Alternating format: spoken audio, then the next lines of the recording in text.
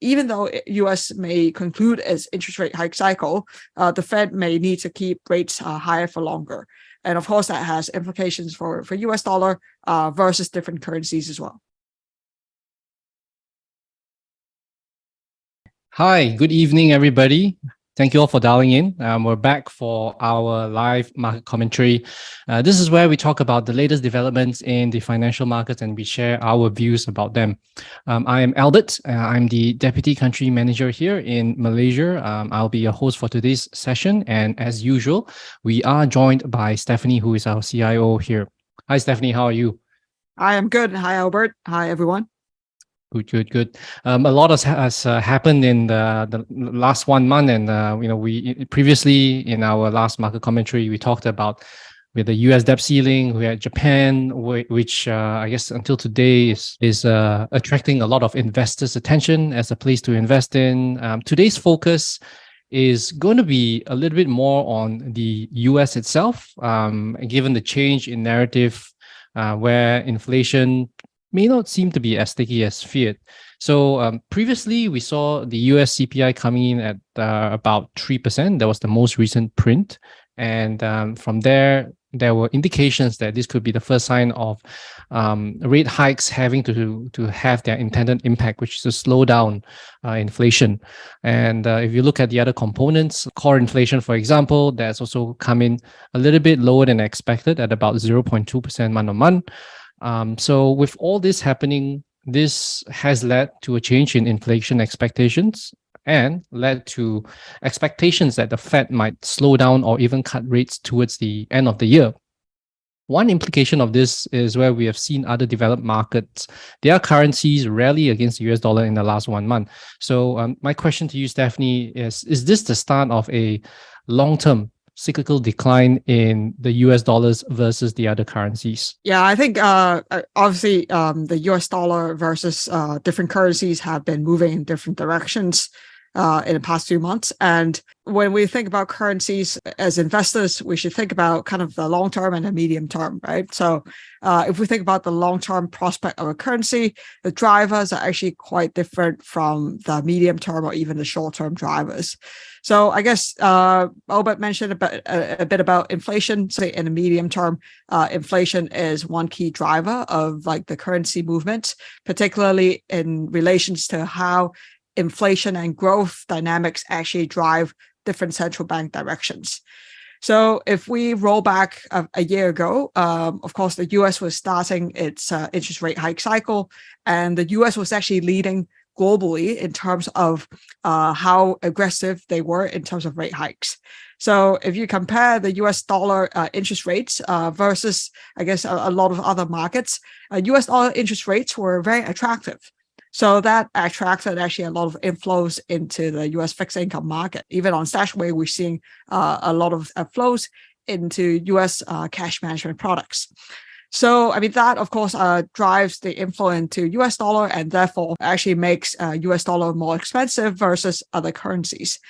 Now, as we kind of, I guess, roll into this year, we see kind of slightly different dynamic at play because I think since the beginning of this year, people or the market has been expecting the Fed to actually end the interest rate hike cycle. Some other markets, for example, Europe or UK, I mean, are still cashing up on the interest rate hikes.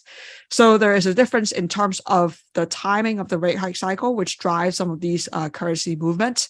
And I think if we kind of look forward, the market is widely expecting the Fed to hike for one last time. The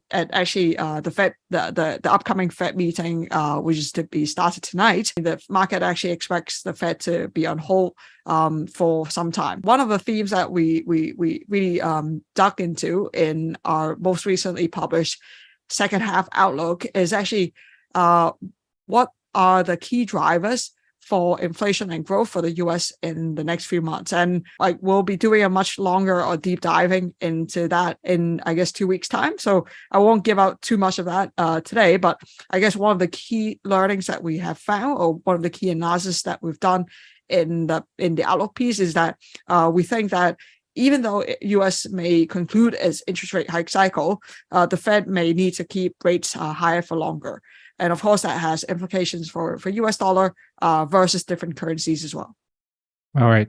And you talked about growth there, right? Because the first thing I mentioned was about inflation, and we have kind of inflation slowing down. But in terms of growth indicators, like if you just look at the jobs market in the US, it still seems to be very tight. We have the US unemployment rate at about 3.6%. Still, this is almost like a decade low.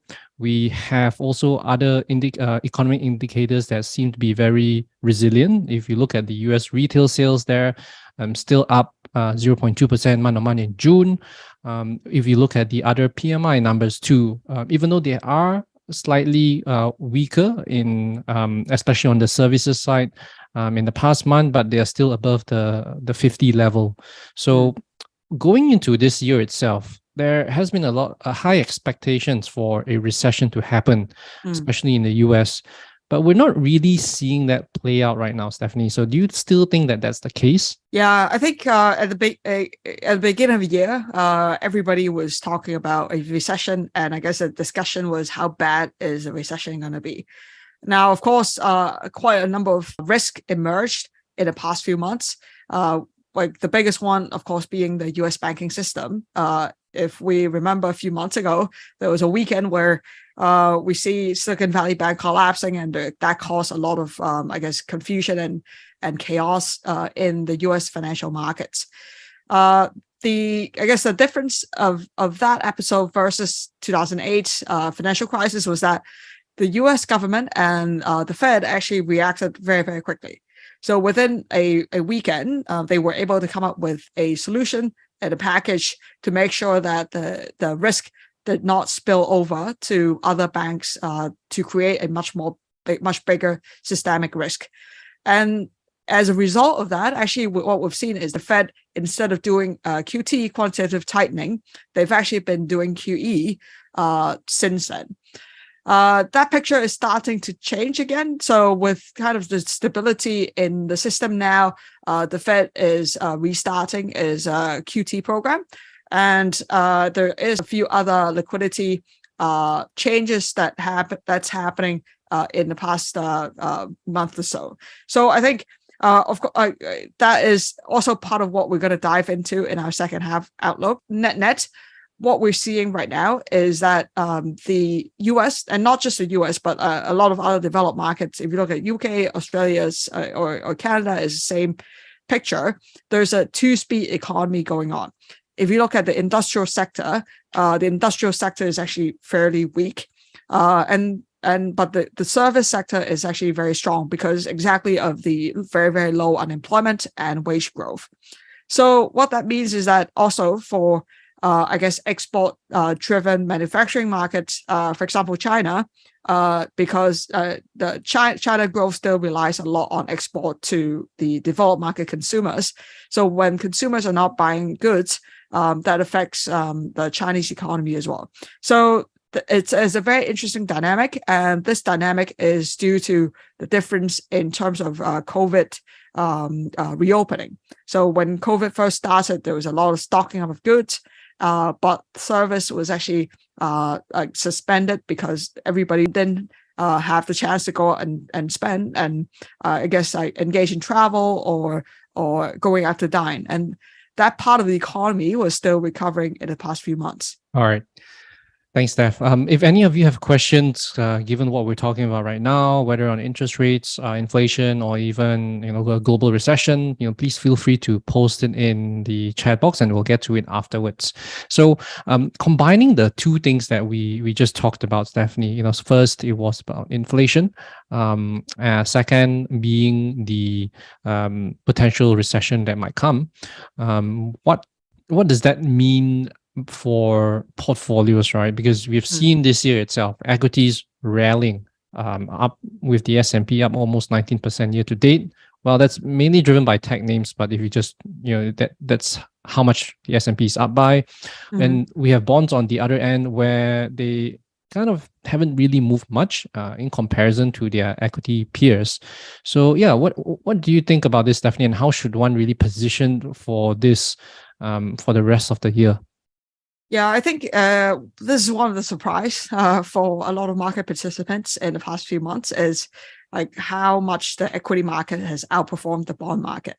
So despite still fairly high interest rates, equities markets, particularly in the US, was able to rally almost 20%. So that was over a span of 6 months. So if you analyze this basically equates to a annualized return of almost 40%, which is a very, very significant rate of return. And I think a few factors explain this. Number one is the pause on QT and also liquidity injection, as I talked about. I think second is the strong unemployment. So in the US, I mean, the service economy, as I mentioned, was still very strong. And then thirdly, also is because of the excitement about artificial intelligence. So actually, I mean, as we speak, I mean, the U.S. Second quarter earnings season is ongoing. So, I mean, we're getting results from companies, which I mean still reflect the strong economy that the service sector was supporting in Q2. So I think, of course, like earnings season drives stock movements, and a lot of times these moves are a bit more backward looking because they're reporting what's happened in the past 3 months. But I think looking forward, as we mentioned, there will be normalization to the service side of things. And also we expect, I guess, unemployment to start to rise.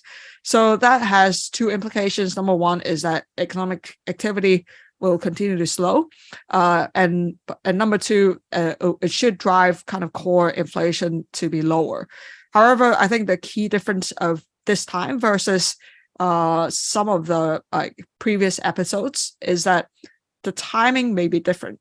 So, for example, at StashAway, we have ERA, which is economic regime asset allocation model. So this tracks the economy in real time. And we have been in a stagflationary environment since December 2022. So it's almost like 8 months now that we're in stagflation. Typically, stagflation doesn't last that long. The last time we had a kind of a more substantial stagflation period was back in 2007, and that rolled into recession fairly quickly. Now, this time, we're seeing that playing out much more slowly. Firstly, of course, because the inflation level that we were in was very high to start with. So going from 9% to 2-3% takes a longer time. But also because there are COVID distortions that we're still working through.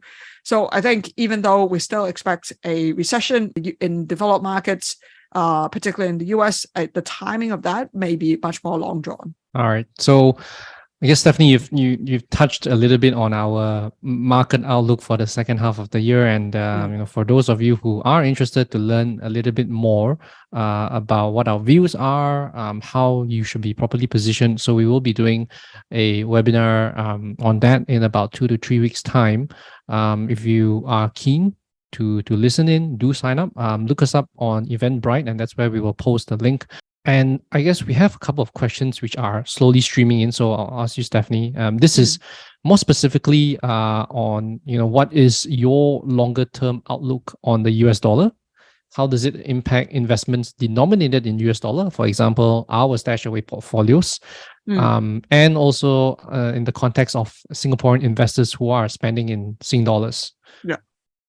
So I think in terms of longer view of the US dollar, I think a few comments or points. Number one, I think if you think about currency is a two-sided coin. So US dollar is one side. The other side is other currencies. I mean, be it Singapore dollar, euro, Japanese yen, etc. So for each investor, you have to think about your home-based currency. Now, I think the question that we get is coming from a Singapore dollar point of view. So when we think about US dollar versus Singapore dollar, we need to think about the relative strength of the economies.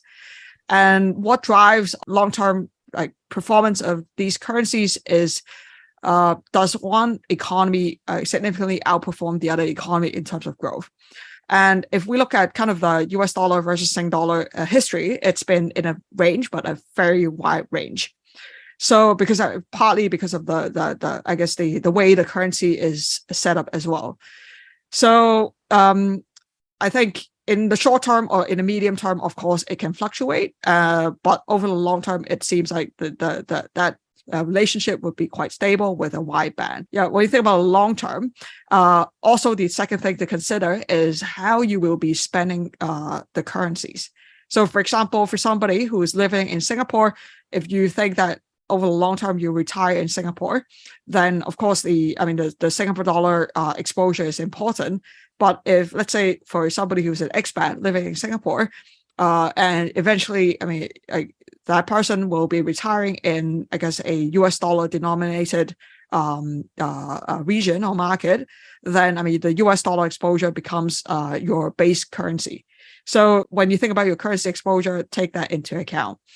How does that kind of factor into the StashAway portfolios? So for StashAway portfolios, we're actually globally diversified. So for example, if you think about our equities and bond allocations, they are actually, even though all or most of the ETFs are listed in the US, denominated in US dollar, the underlyings actually have a much more global exposure. So when we think about the StashAway portfolio allocations, we think about US dollar as neutral, overweight, or underweight. And right now it's at the neutral zone. So when we're at a neutral zone, roughly 40% of the exposure would be kind of exposed to US dollar, with the rest very globally diversified, exposed to other currencies through the underlyings of the ETFs. So I think that is one important point to point out. All right. And another, I guess, question relating to a topic that we discussed previously is on Japan itself. So and what is your outlook on Japan right now? Why has it rallied so much? And, will it be expected to continue? Yeah. So I guess we have overweight Japan in our asset allocation portfolios, particularly for Japanese stocks since last year. And one of the reasons is because if you think about inflation, which is a global problem for developed markets, actually, Japan market is probably one of the only big markets that actually welcome inflation. If you kind of zoom out to a longer term perspective, the Japanese market or Japanese economy actually went through, in the past 40 years, went through a 20-year bear cycle and a 20-year kind of recovery from that bear cycle, starting from the 1980s. And even today, the Japanese market is barely just reaching back to where it was in 1980. So it has been a very, very significant kind of deleveraging cycle for Japanese companies and the Japanese economy.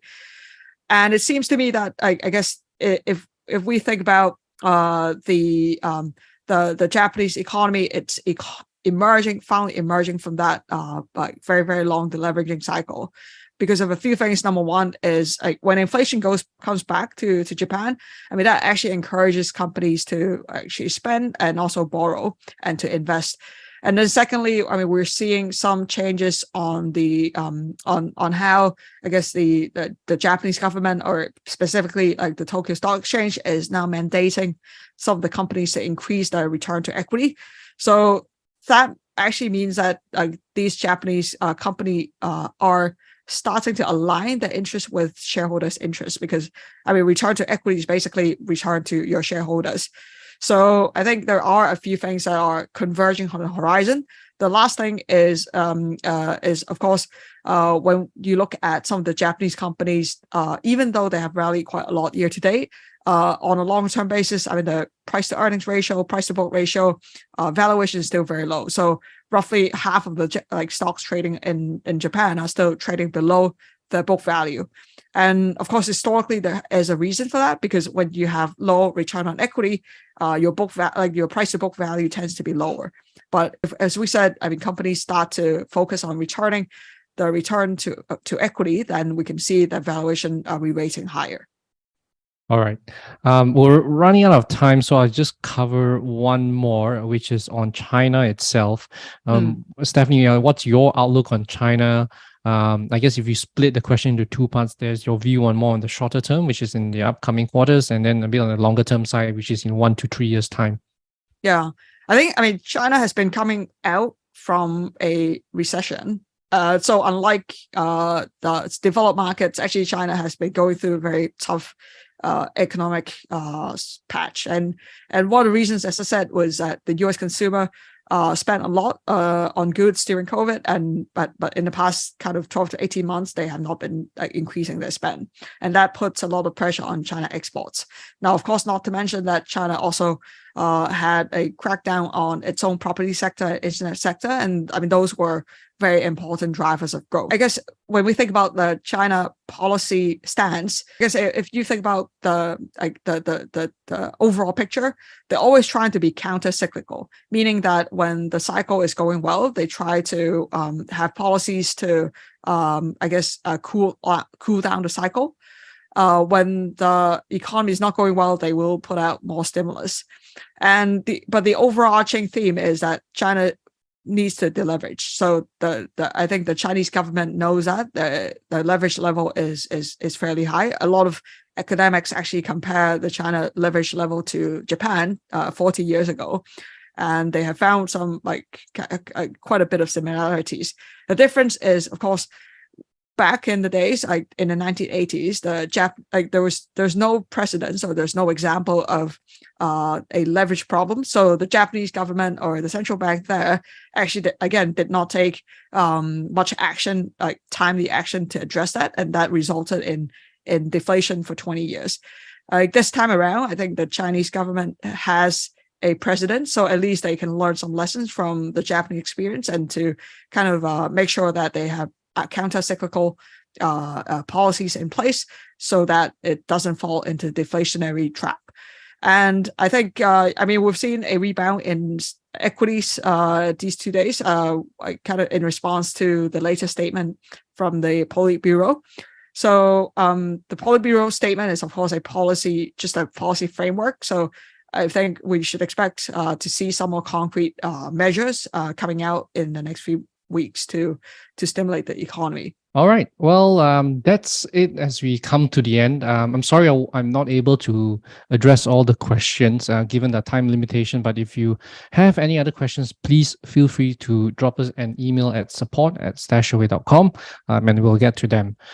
Before I close, just also like to do a quick plug-in that we're here in Malaysia. StashAway has been nominated by the Fintech News Malaysia here as the Fintech of the Year and also the top wealth tech startup. So I would really appreciate it if all of you here who are listening in, if you could spend a few minutes out of your time to just vote for us. What you can do is you can just look up or Google FinTech Frontier Awards, and that's where you'll find the link to vote for us. So if you could do that, I would really much appreciate it.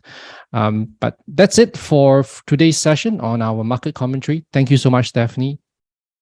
Thank you, Albert, and everybody take care. Tthank you. Right. Thank you all. Take care and bye-bye.